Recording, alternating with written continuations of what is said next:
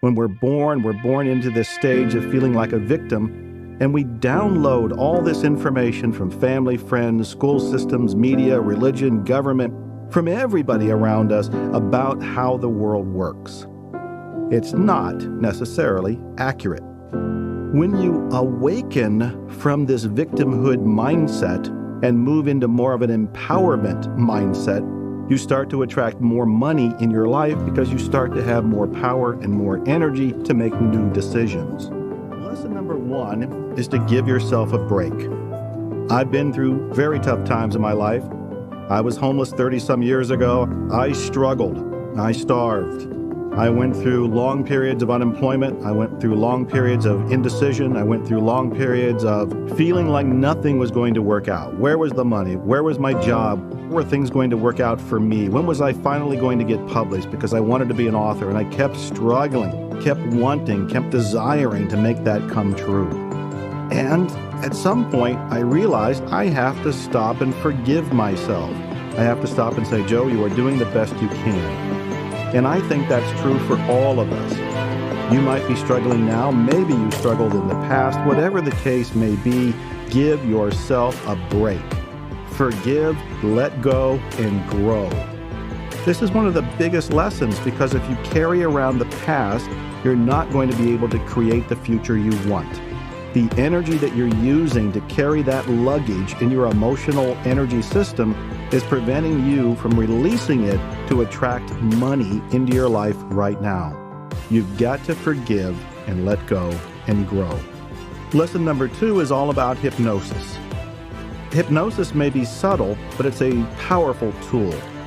Now, I am a hypnotherapist, and I've spoken at the National Guild of Hypnotists several times over the years.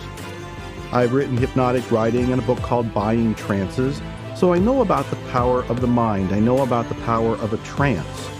And the thing to realize here when it comes to attracting money is all of us are in a cultural trance. We have a trance, which is a mindset, which is a belief system that's been installed over the decades that we've been growing up. When we're born into this stage of feeling like a victim, and we download all this information from family, friends, school systems, media, religion, government, from everybody around us about how the world works. It's not necessarily accurate.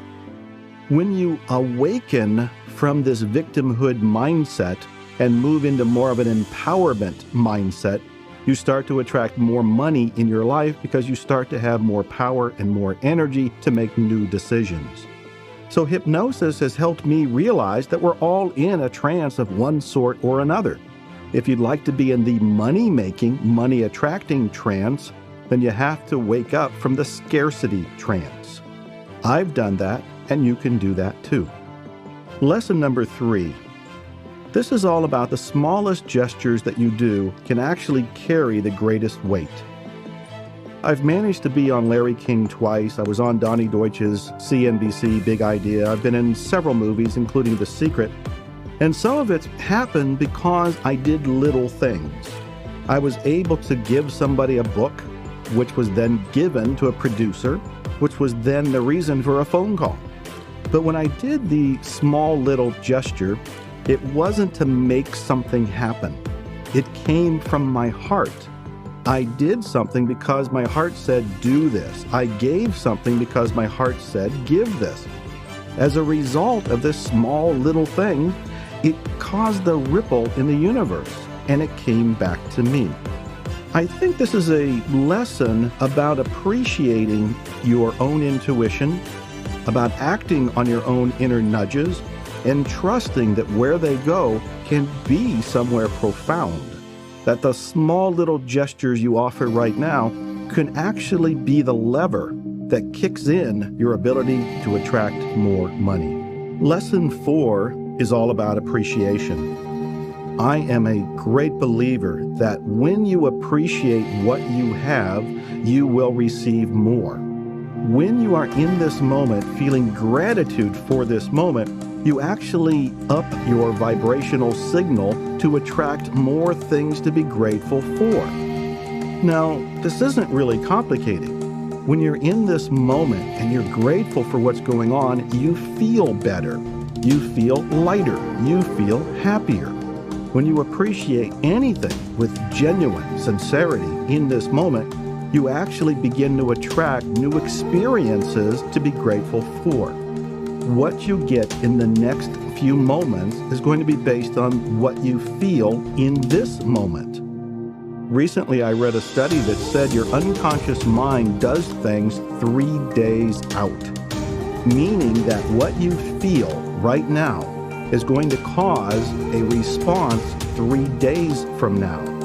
When you're aware of that, then you start to become acutely aware of how you think and how you believe and how you radiate. So in this lesson number 4, it's about appreciating the moment, feeling grateful right now, moving into the essence of this be here now moment where nothing else matters and nothing else is possible. When you feel grateful in this moment, 3 days from now, moments from now, you will have more to be grateful for. This is a powerful, powerful lesson. Lesson number 5, don't lean on the past.